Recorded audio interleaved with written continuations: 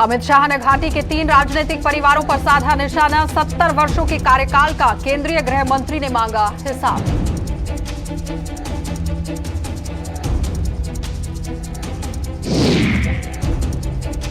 मेंढर मुठभेड़ में लश्कर के आतंकी की हुई मौत। आतंकियों की पनाहगाहों की तलाश के लिए जेल से ली गई थी पुलिस रिमांड।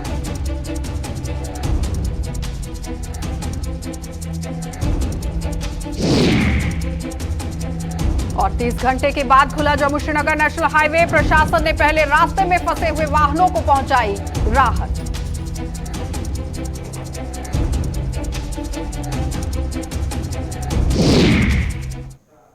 नमस्कार, बुलेटिन में आपका स्वागत है। मैं हूं आपके साथ आशा सरमाल। चलिए शुरुआत करते हैं बुलेटिन की। सबसे पहले आपको बता देते हैं कि केंद्रीय गृह मंत्री जम्मू कश्मीर के दौरे पर पहुंचे हुए हैं, लेकिन उसके साथ ही अपने जम्मू कश्मीर के दौरे के दूसरे दिन श्रीनगर से आज जम्मू पहुंचे। उन्होंने नगरोटा स्थित IIT नगरोटा में ब्लॉक का उद्घाटन किया और इसके उपरांत ही उन्होंने जम्मू के भगवती नगर में रैली को संबोधित भी किया। इस दौरान उन्होंने यहां प्रदेश में अनुच्छेद 370 खत्म होने के बाद जम्मू कश्मीर में विकास का नया युग शुरू होगा, इस तरह से बात कही। अब जम्मू और कश्मीर दोनों का समान रूप से ही विकास होगा और पहले सभी को समान रूप से नौकरी नहीं मिलती थी, लेकिन अब ऐसा नहीं होगा। तो प्रदेश के आदिवासी लोगों को वन अधिकार दिए गए और जम्मू कश्मीर में पहले 4 मेडिकल कॉलेज थे, लेकिन अब 7 नए कॉलेज बनाए जाएंगे।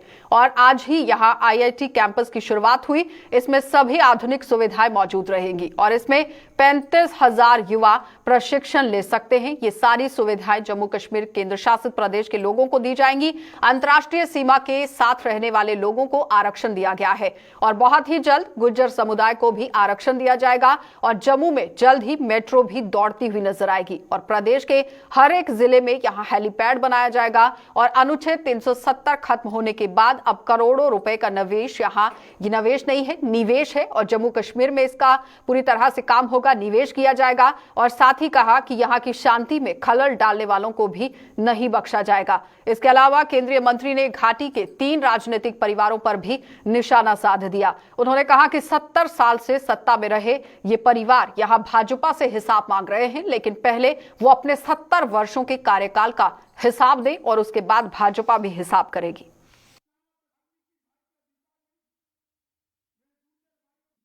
के साथ अन्याय का समय समाप्त हो चुका है। अब कोई आपके साथ अन्याय नहीं कर सकता। सालों तक अन्याय झेला है आप, मगर कोई अब अन्याय नहीं कर सकता।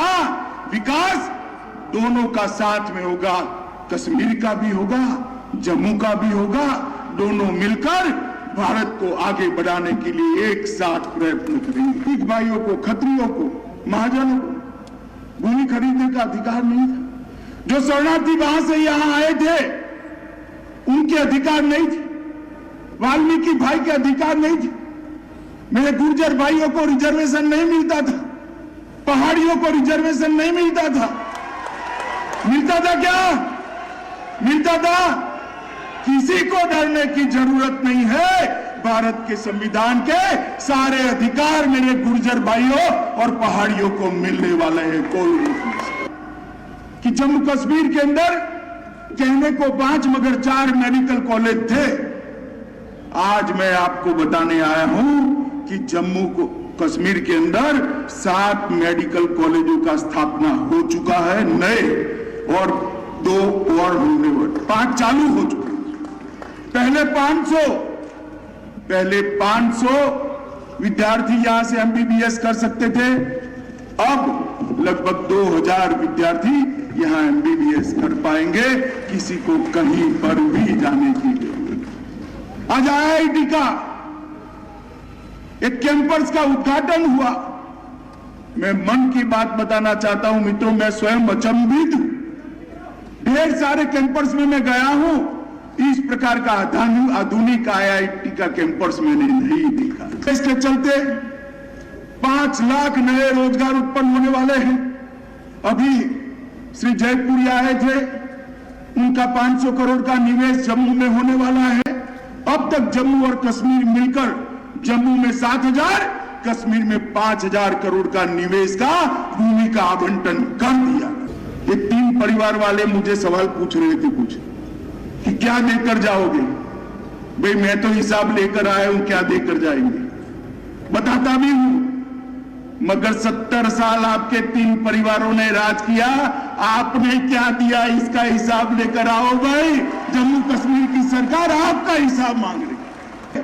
मां वैष्णो देवी की भूमि है, प्रेमनाथ डोगरा की भूमि है, श्यामा प्रसाद मुखर्जी की बलिदान भूमि है। मैं यहां कहकर जाता हूं, जम्मू कश्मीर की शांति में खलल लगाने वालों को हम कभी सफल नहीं होने देंगे, इस बात का आप विश्वास। वहीं केंद्रीय गृह मंत्री अमित शाह ने आज गुरुद्वारा डिग्याना आश्रम में हाजिरी लगाई और माथा टेककर गुरु का आशीर्वाद भी लिया। इस दौरान उन्होंने डेरा नगाली साहिब में भी महंत मंजीत सिंह और सिख समुदाय के लोगों से भेंट की। इस अवसर पर उनके साथ उपराज्यपाल मनोज सिन्हा, केंद्रीय राज्य मंत्री डॉक्टर जितेंद्र सिंह भी मौजूद रहे।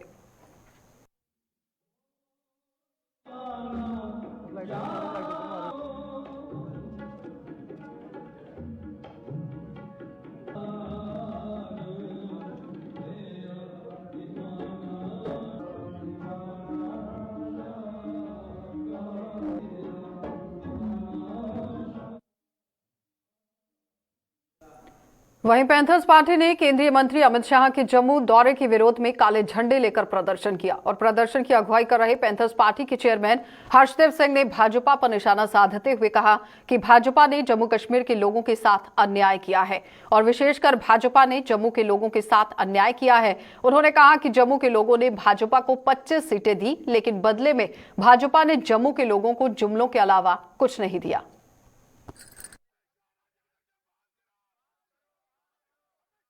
आज अमित शाह जी का जम्मू का दौरा हो रहा है और हम काले झंडे लेकर यहाँ खड़े हैं।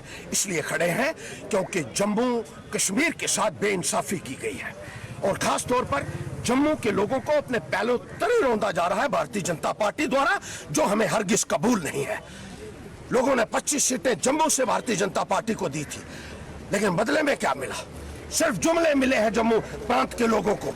ऐलानात ये करते हैं, इलेक्शन के दौरान बड़े बड़े वादे करते हैं और उसके बाद उनको भुला दिया जाता है। आज एक बार फिर से लोगों को गुमराह करने की कोशिश की जा रही है। 70 मंत्रियों को यहाँ लाया गया और सरकारी खर्चे के ऊपर उनके सारे दौरे, यहाँ पिकनिक वो लोग करते रहे। जम्मू कश्मीर के लोगों को कुछ हासिल नहीं हुआ, जम्मू के लोगों को कुछ हासिल नहीं हुआ और खास तौर पर जो नौजवान है वो आज सड़कों के ऊपर बैठने के लिए मजबूर आपने उसको कर दिया है। बूट पॉलिश करने के लिए यहाँ के लड़के और लड़कियों को भारतीय जनता पार्टी की सरकार ने मजबूर किया है। तो सुरक्षा बलों और आतंकियों के बीच पुंछ के मेंढर स्थित नारखास में एक बार फिर से मुठभेड़ हुई और इस मुठभेड़ में 2 पुलिस के जवान सहित सेना का एक जवान घायल हो गया। इसी बीच सूत्रों के अनुसार लश्कर ए तैयबा आतंकी संगठन के संबंधित पाकिस्तानी आतंकी जो कि जिया मुस्तफा नाम का बताया जा रहा है, जिसकी मौत हो गई और जिया मुस्तफा पिछले 15 वर्षों से जम्मू के कोट भलवाल जेल में बंद था और शनिवार शाम को पुलिस भाटा धुरिया के घने जंगलों में आतंकी ठिकाने की तलाश के सिलसिले में यहां पर ले गई इसे और पुलिस का दावा था कि वह लगातार पाकिस्तानी आतंकियों के संपर्क में था और उसे भाटा धुरिया इलाके में मौजूदा आतंकियों की पनाहगाहों के बारे में पूरी जानकारी है और जैसे ही उक्त आतंकी को भाटा धुरिया के जंगलों में ले जाया गया तो वहां छिपे हुए आतंकियों ने पुलिस और सुरक्षा बलों पर फायरिंग शुरू कर दी और इस फायरिंग में पुलिस के जवानों सहित आतंकी जो जिया मुस्तफा है वो घायल हो गया और बाद में उसकी मौत हो गई।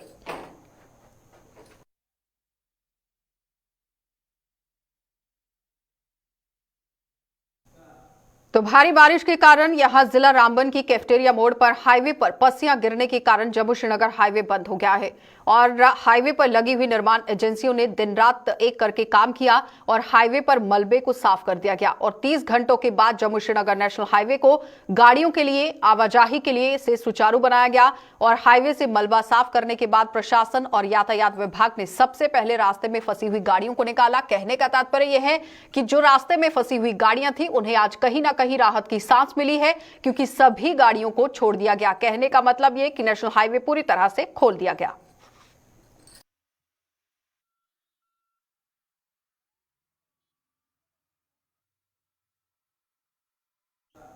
तो कल हुई तेज बारिश और ओलावृष्टि से आरएसपुरा, बिजनहर, रामगढ़ क्षेत्रों में धान की फसल को भारी नुकसान पहुंचा है और अगर आरएसपुरा की बात करें तो यहां पर बासमती की 80 से भी ज्यादा बात अगर की जाए तो 80 से 100% तक ये बनती है। फसल जो ओलावृष्टि की चपेट में आ गई है, 100% फसल लोगों की तबाह हो गई और पीड़ित किसानों ने सरकार से विशेष टीमों का गठन कर मुआवजे का भी यहां पूरी तरह से अपना बीड़ा उठाने की बात कह दी है कि सरकार को आंकलन करना चाहिए और जल्द से जल्द पीड़ित किसानों को 2000 रुपए प्रति कैनाल मुआवजा देने की कोशिश करनी चाहिए। तो किसानों ने कहा कि पिछले बार भी सरकार ने बासमती के नुकसान की भरपाई करते हुए पीड़ितों को 675 रुपए प्रति कैनाल मुआवजा दिया था, जो बेहद कम था और ये मुआवजा भी 50% किसानों को ही मिला है। वहीं मड़ ब्लॉक में भी बारिश और ओलावृष्टि के कारण 100% धान और सब्जियों की खेती बर्बाद हो गई है और पीड़ित किसानों ने सरकार से ज्यादा मुआवजा देने की मांग की ताकि अगली फसल लगाने के ये लोग योग्य बन सकें। आज तो 2 साल पहले बासमती की खराबी हुई, जो सरकार ने सेंटर गवर्नमेंट ने 675 रुपये पर कनाल का मुआवजा मुकर्रर किया, लेकिन वो मुआवजा बड़ा थोड़ा सा, उन्हें लोगों की बुआई जी पूरी नहीं होती। लेकिन उसके भी एक बड़ा बड़ा घोटाला जोड़ा होया कि जेडे कलोनियां जेडे लैंड माफिया की उन्हें कलोनियां बनाने का पैसा मिली आ, किसान ने कि आज दिन तक पैसा जो 50% किसान ने पैसा जो नहीं मिले। आज सरकार की ये डिमांड करने कि सरकार अज इसकी रेवन्यू डिपार्टमेंट की कुछ टीम की भेजी है, पूरी इंक्वायरी करे, जेडे भी खराबा होया इसकी इंक्वायरी करिए, कम से कम 2000 रुपया पर कनाल का मुआवजा मुकर्रर किया जाए ताकि किसान जो बची जा। इसकी लागत जी है आज डीजल का रेट जो कुदा चलिए, बीज का रेट कुदा चलिए, खाद का रेट कुदा पुजी जाना, ने किसान की 675 रुपया मुआवजा दिए। सरकार जी एक मजाक करती है, आज सरकार डिमांड करनी है सरकार 2000 रुपया पर कनाल का जो मुआवजा इसकी मुकर्रर करे ताकि किसान जो बची जा, आने वाली जी फसल लाई सके। बहुत अच्छा ही मुंजी जी लगाई दी, किसान ने बड़ी मेहनत की थी और मेहनत और फसल देख देख के किसान बड़ा खुश ही भी इस बार मुंजी की फसल है जी साड़ी बहुत अच्छी है।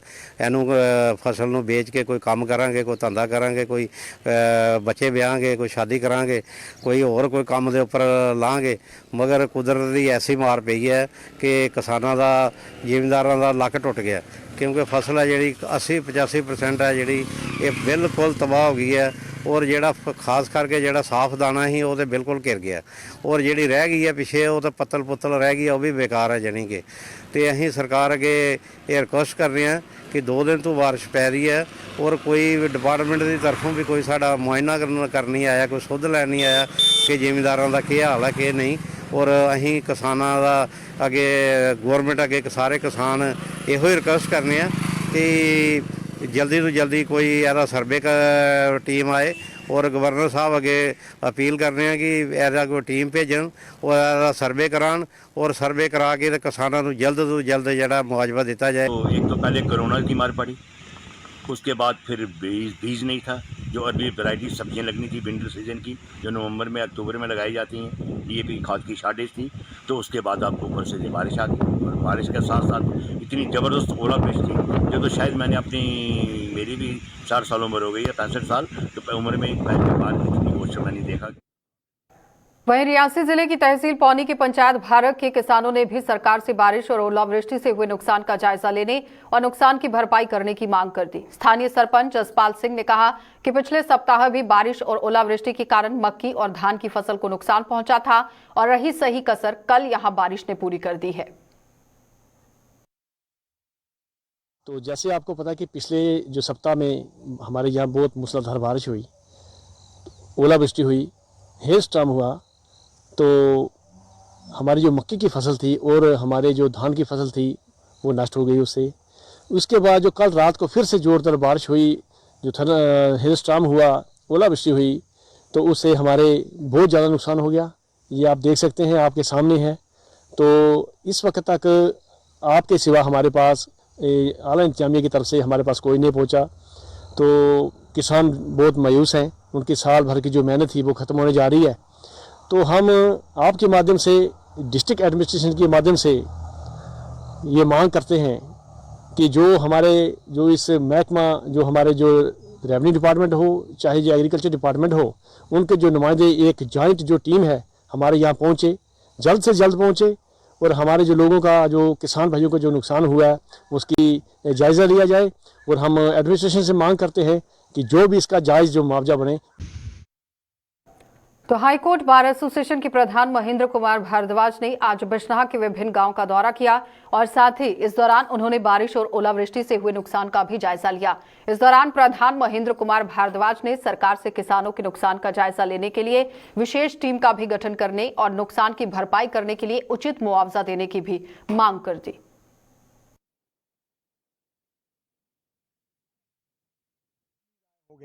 अब जो फसल खेतों में है उसको रिमूव करवाने के लिए भी पहले इनको लगवाने के लिए पैसे खर्च करने पड़े, अब इनको इसे रिमूव करवाने के लिए पैसे खर्च करने पड़ेंगे।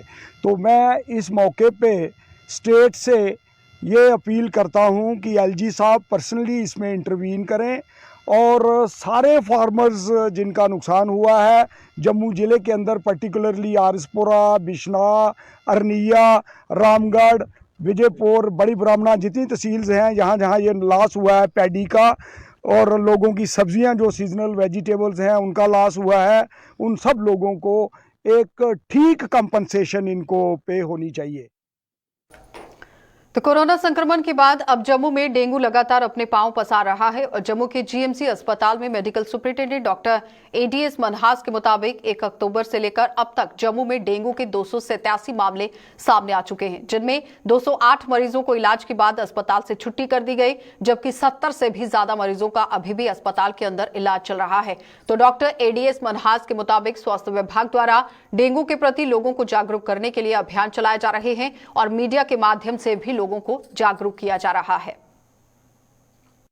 पूरे जम्मू प्रोविंस में से केसेस आ रहे हैं हमारे पास हॉस्पिटल में, तो हमने 1 अक्टूबर के बाद तकरीबन हमारे पास 287 पेशेंट्स एडमिट हुए, तो उसमें से 208 पेशेंट जो हैं वो ठीक होके चले गए। तो इस वक्त हमारे पास अराउंड 70 पेशेंट्स तक एडमिटेड हैं। तो पेशेंट सुबह शाम 24 आवर्स हमारी सर्विस चल रही हैं, तो आते रहते हैं जाते रहते हैं, तो फिगर ऊपर नीचे चलती रहती है। पर यह है कि 1 अक्टूबर से अभी तक हमारे पास 287 पेशेंट्स एडमिट हुए हैं।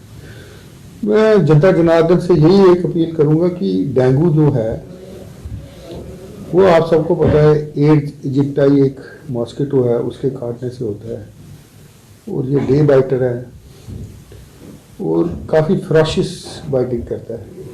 तो इसलिए सबको प्रिकॉशन देनी, क्योंकि डेंगू जो है हमारी अपनी वो थोड़ी सी कमज़ोरियाँ हैं, उस वजह से ये जो हम इस मॉस्किटो को ब्रीड करने देते हैं, तो वो आपको जैसे सोशल मीडिया पे, प्रिंट मीडिया पे, इलेक्ट्रॉनिक मीडिया पे सारी जगह गवर्नमेंट एजेंसीज की तरफ से अवेयरनेस कराई जा रही है।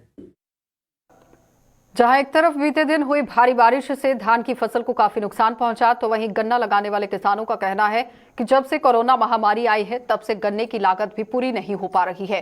किसानों ने यहां गन्ना लगाना ही छोड़ दिया है और जम्मू से सटे मड ब्लॉक के किसानों का कहना है कि वे आगे की यहां सोच रहे हैं, लेकिन गन्ना लगाने के लिए सोचें या नहीं इस पर विचार किया जा रहा है कि अगर गन्ना लगाते हैं तो खर्चा चल सकेगा या नहीं, इस पर मंथन करना बहुत जरूरी है। लेकिन मौजूदा दौर में उन्हें गन्ने की काश्तकारी से काफी नुकसान हो रहा है और साथ ही कहा कि उन्होंने कर्जा उठाकर गन्ना लगाया था और कोरोना काल में उन्हें काफी नुकसान हुआ, लेकिन अभी तक कोरोना के मामले में थोड़ी कमी आई है, इसलिए उन्हें उम्मीद जगी है कि इस बार सही दाम मिलेगा। हम लोग गन्ना लगाते हैं, जब गन्ना लगाते हैं तो उसकी अगर कास्ट देखी जाए कितना खर्चा आता है, कितना उस पर लागत आती है, जब वो देखते हैं और हम देखते हैं कि मार्केट में हमें क्या मिलता है, तो उसका अब जब कंपैरिजन करते हैं तो वो हमें इतना लाभ नहीं मिलता है जितना हम सोच कर ये गन्ना लगाते हैं। और फिर ऐसा हुआ कि पिछले 2 साल से 3 साल से जब से ये कोरोना का दौर शुरू हुआ है तब से तो इतनी मार पड़ रही है गन्ना वालों को, खासकर कि बाज़ार में मार्केट तो खुलती नहीं थी और गन्ना बेकार पड़ा था। जो गन्ना हम लाख 2-2 लाख का हम फरोख्त करते थे, बेचते थे, वो हमने सिर से ऐसे ही उड़ा दिया जैसे 40-50 हज़ार रुपया। ये समझ लें कि हमने मिट्टी के भाव में बेच दिया। तो किसान की हालत अगर गन्ने की नज़र से देखा जाए तो बहुत ही कमज़ोर है। ये ठीक है कि सरकार बहुत लाभ देती है, लेकिन फिर भी अभी बहुत कुछ करने की ज़रूरत है। मैं तो सरकार से ये कहूँगा कि जो किसान ऐसे फसल उगाता है, सब्जी हुई, गन्ना हुआ, तो उनको अगर उनको मुनासिब कीमत ना मिले तो उसकी तो कमर टूट जाएगी। सबसे ज़्यादा गन्ने की खेती जी साढ़े ग्रां गुड़ा सिंह च होंदी पंचायत चनू चक ज़्यादा गन्ना होंदा कि पिछले बार भी लाया था तो ऐसा होया कि कोरोना की वजह कारण साढ़ा गन्ना जो नहीं बिकी सकिया, मार्केट च नहीं अस बेची सके इसकी, तो ना कोई मिलने पर जाई सकता इधर का, तो उसकी वजह कन्नै साढ़े गरीब किसान जो बिल्कुल कमर गै टुटी ना कि केईं ऐसे मुमताज होइए कि कुसै कोला कर्जा चुक्कियै दोआरे पैसे चुक्कियै या कोई अपना मकान कमरा बंधे देइयै पैसे लिए खेती बाड़ी करने लिए। तो भारतीय संघ में जम्मू कश्मीर के पूर्ण विलय के शिल्पियों में से एक जम्मू केसरी पंडित प्रेमनाथ डोगरा को उनकी जयंती पर याद किया गया। भाजपा द्वारा जम्मू में उनकी प्रतिमा स्थल पर श्रद्धांजलि समारोह का आयोजन किया गया, जिसमें भाजपा के प्रदेश अध्यक्ष रविंद्र रैना, संगठन महामंत्री अशोक कोल और उनके साथ ही बड़ी संख्या में भाजपा के नेताओं और कार्यकर्ताओं ने जम्मू केसरी पंडित प्रेमनाथ डोगरा को अपने श्रद्धा सुमन अर्पित किए। इस अवसर पर भाजपा प्रदेश अध्यक्ष ने भारतीय संघ में जम्मू कश्मीर के पूर्ण विलय के संघर्ष में निभाई भूमिका पर रोशनी डाली। उन्होंने कहा कि प्रजा परिषद के बैनर तले चलने वाले एक विधान, एक निशान और एक प्रधान के आंदोलन में डोगरा ने प्रमुख भूमिका निभाई। प्रजा परिषद तथा भारतीय जनसंघ के श्रेष्ठ नेता हमारे मार्गदर्शक पूजनीय पंडित प्रेमनाथ डोगरा जी की जन्म जयंती के उपलक्ष्य में आज पूरे जम्मू कश्मीर के साथ साथ पूरे भारत में पंडित प्रेमनाथ डोगरा जी को सभी देशभक्त लोग भावपूर्ण श्रद्धांजलि भेंट कर रहे हैं। पंडित प्रेमनाथ डोगरा जी वो हमारे जम्मू कश्मीर के देश के भारत के वो डोगरा शेर थे जिन्होंने एक प्रधान, एक विधान, एक निशान जो संघर्ष जम्मू कश्मीर में शुरू हुआ था प्रजा परिषद के बैनर के तले, उसको शुरू करने वाले ऐसे महाभाव थे जिन्होंने देश हित के लिए अपना सब कुछ सर्वस्व त्याग कर एक सन्यासी योद्धा की तरह जिन्होंने देश हित में काम किया। तो कठुआ की कालीबाड़ी में संदिग्ध परिस्थितियों में प्रवासी मजदूर का शव मिलने से हड़कंप मच गया है। संदिग्ध परिस्थितियों में ये शव बरामद हुआ और इस घटना की सूचना मिलते ही स्थानीय पुलिस और कठुआ औद्योगिक इकाइयों में मजदूर सप्लाई करने वाले ठेकेदार भी घटनास्थल पर पहुंच गए और पुलिस ने शव का पंचनामा कर मामले की जांच शुरू कर दी है।